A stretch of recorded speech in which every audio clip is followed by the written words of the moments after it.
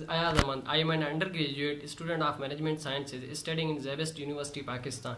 My reason behind here that I would like to present three main priorities work areas for GCED that are needed for my local community. The number one is gender discrimination. Discrimination is a social and significant problem in Pakistan.